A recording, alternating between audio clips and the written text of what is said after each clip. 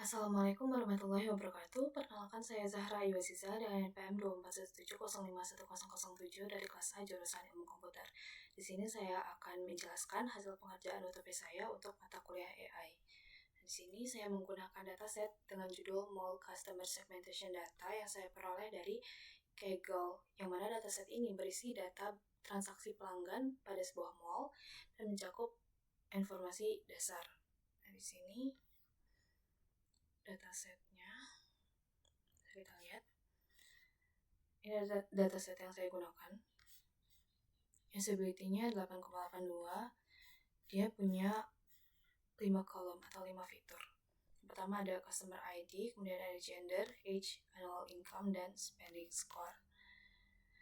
Tapi dari beberapa fitur tersebut, di sini saya hanya menggunakan 2 fitur utama untuk proses analisisnya. Yang pertama itu ada annual income, yaitu pendapatan tahunan pelanggan dalam ribuan dolar. Kemudian yang kedua ada spending score dengan skala 1 sampai 100, yaitu skor yang diberikan oleh pihak mall berdasarkan perilaku belanja dan pola transaksi pelanggan. Nah, saya memilih dua fitur ini karena keduanya ini cukup merepresentasikan perilaku belanja pelanggan. Jadi annual income ini kan menunjukin tingkat pendapatan, sedangkan spending score ini ngegambarin kecenderungan pelanggan dalam berbelanja. Nah, selain itu, dengan menggunakan dua fitur ini juga dapat memudahkan visualisasi hasil clustering dalam grafik dua dimensi, jadi lebih mudah dianalisis. Kemudian ini untuk permasalahan yang ingin diselesaikan adalah bagaimana pihak manajemen mall dapat memahami karakteristik pelanggan mereka yang sangat beragam. Karena tanpa ada pengelompokan yang jelas, strategi pemasaran seringkali tidak tepat sasaran. Dengan menggunakan K-means clustering yang dioptimasi dengan genetic algorithm, kita dapat mengidentifikasi kelompok pelanggan secara otomatis. Hal ini dapat membantu dalam menentukan siapa pelanggan yang paling loyal dan siapa yang perlu diberikan promosi khusus untuk meningkatkan daya beli mereka. Oke, ini langsung saja ke implementasi codingannya. Yang pertama tentu saja akan dilakukan import library. Yang pertama ada pandas, ini untuk membaca dan mengelola datasetnya. Kemudian ini ada NumPy untuk operasi numerik. Kemudian ada Matplotlib dan Seaborn, ini untuk visualisasi data. Kemudian ada standard scalar dari scikit-learn preprocessing, ini untuk normalisasi data. Kemudian ada K-means dari scikit-learn cluster, ini untuk proses clusteringnya, karena di sini saya menggunakan algoritma K-means. Kemudian di sini ada silhouette score dari scikit-learn matrix, ini untuk mengevaluasi kualitas dari clusternya. Kemudian ini ada load dataset. Jadi di sini tadi sebelumnya sudah saya upload datasetnya ke drive dengan path ini. Jadi di sini bisa dibaca menggunakan fungsi read CSV dan ditampilkan dengan memanggil tf-nya. Kemudian masuk ke exploratory data analysis atau IDA. Yang pertama, ini saya menggunakan fungsi info untuk melihat struktur datasetnya, seperti ada jumlah kolomnya, terus ada tipe datanya, kemudian ada jumlah datanya gitu. Di sini bisa kita lihat kalau tipe datanya ada 4 yang integer, kemudian juga ada 1 yang objek. Di sini memori yang digunakan itu lebih dari 7,9 KB. Kemudian di sini juga saya menggunakan fungsi describe untuk melihat statistik dasarnya. Di sini ada rata-rata, standar deviasi, nilai minimum, kemudian ada kuartil 1, kuartil 2, kuartil 3, dan ada nilai maksimumnya. Di sini bisa kita lihat kalau untuk rata-rata usia ini sekitar 38 tahun, kemudian untuk rata-rata annual income-nya itu $60,000, kemudian untuk spending score-nya itu rata-rata di sekitar 50. Nah, kemudian di sini saya mengecek missing value dan duplikasinya. Missing value di sini menggunakan fungsi install dan sum, ini untuk ngecek apakah ada data kosong. Di sini ditampilkan kalau nggak ada data kosong. Kemudian di sini ada jumlah duplikasi. menggunakan fungsi duplicated dan sum untuk ngecek apakah ada yang duplikat. Nah, di sini juga bisa kita lihat kalau jumlah duplikasinya ini 0. Kemudian di sini saya membuat visualisasi distribusi data pendapatan dan skor pengeluaran menggunakan histogram. Nah, di sini dibuat menggunakan SNS Histplot untuk melihat penyebaran data dari masing-masing fiturnya. Yang pertama ada age, kemudian ada annual income, terus ada skor pengeluarannya. Nah, di sini kemudian ada subplot, ini untuk supaya ketiga grafik ini ditampilkan dalam satu baris. Kemudian ada tile layout, ini untuk ngerapihin jarak antar grafiknya. Kemudian ini untuk menampilkan hasil visualisasinya, PLT show. Nah, grafik pertama ini nunjukin distribusi usia, kemudian yang kedua ini distribusi pendapatan, dan yang terakhir ini ada distribusi skor pengeluaran. Nah, kemudian masuk ke visualisasi korelasi heat map. Nah, di sini pertama select data types, include NP number. Ini untuk mengambil hanya kolom yang bertipe numerik.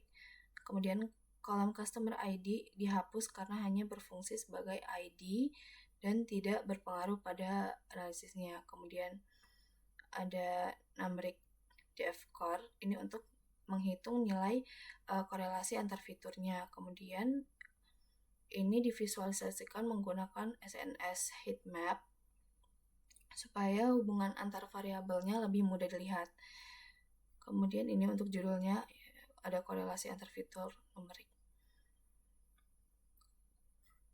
Nah, di sini untuk untuk korelasi ini, angka 1 ini sebenarnya nunjukin kalau dua variabelnya ini bergerak searah secara konsisten. Nah, di sini bisa kita lihat kan kalau ada yang memiliki angka 1, yaitu age dengan age, annual income dengan annual income, dan spending score dengan spending score. Nah, nilai mereka ini pasti 1 karena kita membandingkan hal yang identik gitu. Kemudian bernilai minus kalau dua variabel ini bergerak secara berlawanan. Jadi kalau misalnya variabel A-nya naik, variabel B-nya itu pasti turun.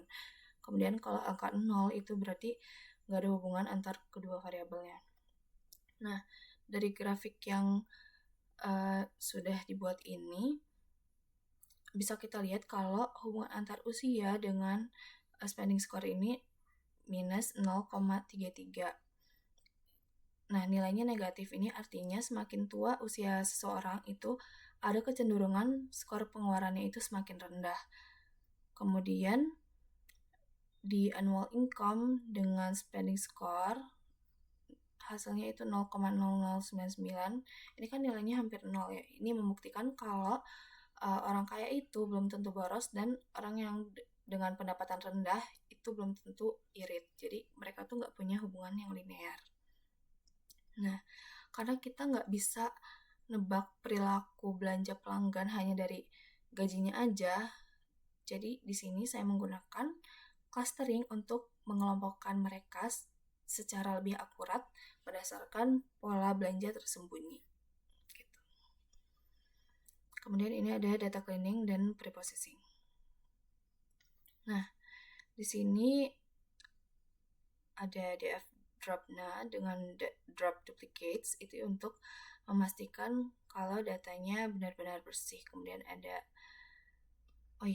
di sini kan sebelumnya sudah dilakukan pengecekan kalau nggak ada data yang kosong dan yang duplikat, tapi di sini saya tetap melakukan cleaning data untuk berjaga-jaga aja supaya memastikan kalau data yang saya gunakan ini benar-benar bersih sebelum masuk ke tahap algoritmanya. Jadi hasil clusteringnya itu bisa lebih akurat gitu. Nah, kemudian di sini ada dev clean annual income sama spending score. Ini untuk mengambil fitur yang bakal kita gunakan di dalam clustering, karena di sini saya hanya menggunakan 2 fitur, yaitu annual income dan spending score, jadi saya menulisnya hanya 2 di sini. Nah, kemudian di sini ada normalisasi data. Ini untuk supaya skala datanya itu jadi lebih seimbang. Jadi algoritma clusteringnya itu bisa bekerja dengan lebih optimal. Kemudian di sini di sebaran data asli ini dibuat scatter plot untuk ngelihat sebaran datanya sebelum di clustering. Nah, di grafik ini kan bisa kita lihat kalau datanya ini belum punya kelompok yang jelas. Gitu. Kemudian kita masuk ke modelingnya. Nah, mulai dari konfigurasi genetic algorithm. Yang pertama, di sini saya menentukan beberapa parameter awal, yaitu jumlah cluster dan jumlah fiturnya. Di sini saya menentukan jumlah clusternya itu sebanyak 5 cluster, kemudian fiturnya itu 2. Kemudian ini masuk ke fungsi fitness. Ini digunakan untuk menilai kualitas solusi centroid yang dihasilkan oleh genetic algorithm ini. Parameter yang digunakan ini ada centroid flat, kemudian data, dan n-cluster. Centroid flat ini adalah kandidat centroid dalam bentuk array. Kemudian data ini adalah dataset yang digunakan, tentu aja. Kemudian ini ada n-cluster, yaitu jumlah clusternya yang udah kita deklarasikan di awal. Nah, kemudian di sini kita mengubah bentuk centroid dari array satu dimensi ke matriks centroid, ke dalam bentuk matriks centroid. Kemudian di sini kita membuat model k-means-nya. Nah, centroid awalnya ini berasal dari kandidat genetic algorithm. Kemudian n-init-nya sama dengan 1 karena centroid sudah ditentukan. Kemudian max iterasinya itu 10 supaya prosesnya nggak terlalu lama. Kemudian di sini label sama dengan model fit. Nah, ini k-means dijalankan pada dataset, lalu setiap datanya itu bakal mendapatkan label cluster. Gitu. Kemudian ini kita mengecek validitas clusternya. Jadi kalau ternyata jumlah cluster yang terbentuk itu kurang dari seharusnya, maka solusi dianggapnya buruk dan fitness-nya diberi nilai 0. Kemudian ini untuk menghitung nilai fitness-nya itu menggunakan silhouette score. Jadi semakin mendekati 1 itu cluster semakin baik, kalau semakin mendekati 0, clusternya itu bakal kurang jelas gitu. Kemudian di sini ada fungsi run genetic algorithm. Nah, fungsi ini tuh digunakan untuk menjalankan genetic algorithm. Parameternya ada data, n-cluster, pop size, dan n-gen. Data tentu aja data yang digunakan, kemudian n-cluster ya banyak clusternya, pop size ini jumlah populasinya, n-gen ini jumlah generasi evolusinya. Nah, di sini dilakukan inisialisasi populasi awal. Jadi kita membuat populasi awal secara acak gitu. Jadi setiap individu dalam populasi itu merepresentasikan koordinat centroid kandidat. Nah, ukuran populasinya ini ada 20. Jadi masing-masing memiliki 10 nilai, 5 cluster dikali 2 fitur. Jadi ada 10 nilainya. Kemudian di sini riwayat fitness-nya disimpan di dalam history ini. Nah, yang nantinya bakal digunakan untuk membuat grafik konvergensi dari genetic algoritmnya. Nah, kemudian ini masuk ke proses evolusi generasi di sini. Jadi ini bakal berjalan selama 30 generasi. Nah, di sini setiap individu dalam populasi ini dievaluasi menggunakan fitness function. Nah, hasilnya bakal berupa nilai kualitas dari solusi sentroidnya. Kemudian di sini bakal disimpan di historinya. Yang disimpan itu adalah fitness terbaiknya. Nah, ini bakal digunain untuk perkembangan optimasi dari genetik algoritmnya. Kemudian ini masuk ke seleksi. Nah, di tahap seleksi ini, individu dengan fitness terbaik itu bakal dipilih jadi parent. Dari 20 populasi ini cuma dipilih 10 individu terbaik. Kemudian, children ini untuk nyimpan keturunan barunya. Nah, di sini kan dilakukan crossover. Di sini, untuk di crossover itu, 2 parent digabungkan dengan cara ngambil rata-rata dari nilai centroidnya. Nah, ini bakal menghasilkan solusi baru yang mana itu adalah kombinasi dari 2 parent tersebut. Kemudian di sini ada mutasinya. Ini dilakuin dengan nambah noise secara acak. Ini untuk menjaga keragaman solusi supaya dia tuh nggak terjebak di local solution gitu. Kemudian ini di update populasi. Ini populasi generasi berikutnya itu dibuat dari parent terbaik, kemudian ada hasil crossover-nya dan juga beberapa parent tambahan.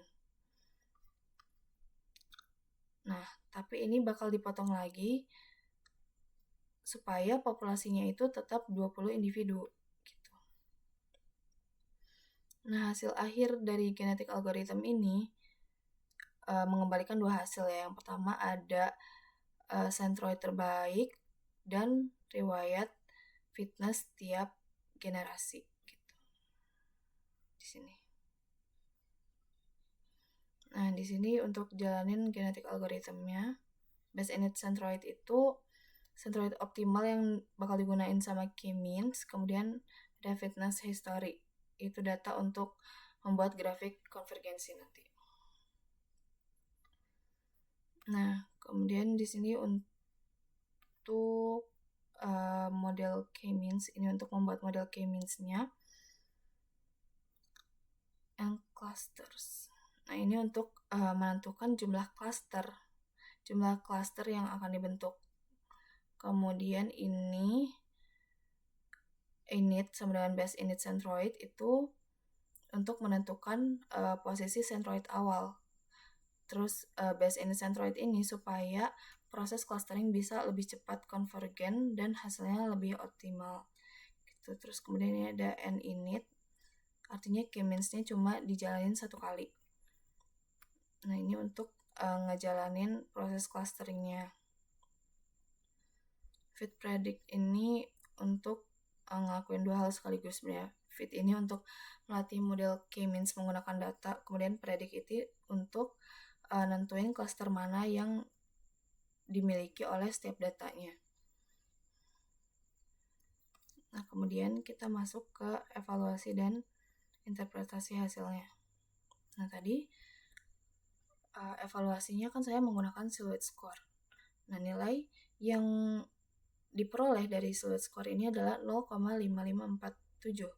Nah, nilai ini nunjukin kalau kualitas cluster ini udah cukup baik dan punya struktur yang jelas.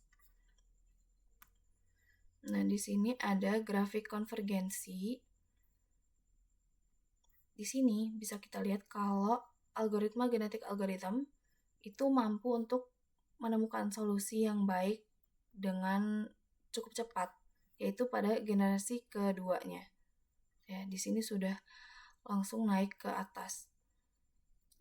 Di awal proses itu langsung terjadi peningkatan nilai fitness yang cukup jauh gitu.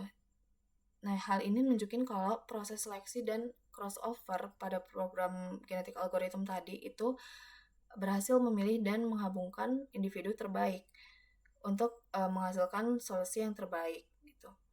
Nah, setelah mencapai nilai tersebut, grafiknya kan kelihatan tetap stabil dari awal sampai akhir. Dari kedua ini sampai terakhir. Ini tuh nandain kalau algoritma ini udah mencapai titik konvergensi dan solusi yang udah dicapai, udah diperoleh itu nggak banyak berubah lagi. Nah, kemudian di sini ada grafik hasil clusteringnya. Nah, ini untuk gambar data yang sudah sesuai clusternya itu dikasih warna-warna yang berbeda gitu. Di sini ada annual income-nya, di sini ada spending score-nya. Kemudian ini untuk gambar titik centroid XX ini. Nah, ini menggunakan centroid hasil genetik algorithm tadi. Nah, kemudian ini judulnya ada hasil akhir clustering. Kemudian ada ini X label, Y label, ada annual income dengan spending score. Di sini bisa kita lihat kalau untuk cluster 0 ini untuk orang dengan pendapatan dan pengeluaran sedang. Ini sama-sama di tengah ya. Ini pengeluarannya sedang di tengah-tengah dan juga pendapatannya juga sedang. Kemudian untuk cluster 1 ini pelanggan dengan pendapatan rendah dan juga pengeluaran rendah. Kemudian untuk cluster nomor 2 ini untuk orang dengan pendapatan tinggi tapi pengeluarannya rendah. Kemudian cluster 3 ini untuk orang dengan pendapatan rendah tapi pengeluarannya tinggi. Dan cluster 4 ini untuk orang yang pendapatannya tinggi dan pengeluarannya juga tinggi. Nah, dari sini bisa kita simpulkan kalau berdasarkan implementasi yang sudah dilakukan tadi pada data pelanggan, itu terdapat beberapa poin utama. Yang pertama itu ada kualitas dan validitas modelnya. Nah, ini pengujian itu nunjukin kalau penggunaan 5 cluster itu adalah komposisi yang paling optimal. Itu dibuktikan dengan perolehan skor siluet itu sebesar 0,5547, yang mana secara teknis angka ini masuk ke kategori strong structure, yang berarti setiap datanya itu sudah berada di kelompok yang tepat dengan tingkat overlapnya itu yang sangat minim. Nah, integrasi GA, genetic algorithm, dalam menentukan centroid awal itu terbukti efektif membantu K-means keluar dari masalah lokal optima sehingga titik centroid ini berada tepat di pusat gravitasi sebaran data. Di sini kan tepat di tengah-tengah, ya kan, tengah-tengah sebaran datanya. Kemudian yang kedua ini ada profiling segmen pelanggan. Yang pertama ini ada cluster 0, pelanggan dengan pendapatan dan pengeluaran rata-rata. Ini yang udah saya jelasin tadi. Nah, ini masuk, saya tulisnya ini tipe stabil. Kemudian di sini ada cluster 1 yaitu biru dengan pendapatan dan pengeluaran rendah di sini. Itu saya labelinnya dengan tipe sederhana. Kemudian cluster 2 atau hijau ini